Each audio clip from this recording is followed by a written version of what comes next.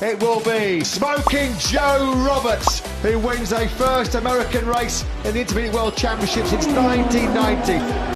If you didn't see it and you don't pay attention to MotoGP, this is actually pretty big news, considering this is an American racer on an American team with 2 American riders, and it's the first American MotoGP win in, I think in Moto2 it's 32 years, and for MotoGP in general it's 11 because they had, Nicky Hayden in MotoGP, but this is big. I mean, you don't consider many American riders going over and racing overseas. You don't see you see Garrett Gerloff in WSBK, and no one in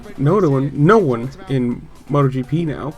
So this is cool. I mean, to see somebody win, be fast, competitive, and personally I like MotoGP too. It's just cool to see. So congrats to Joe Roberts, congrats to American Racing Team, whatever the actual name for it is.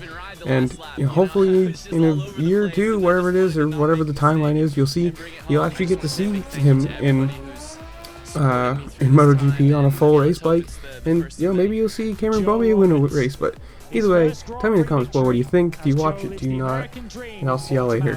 Peace.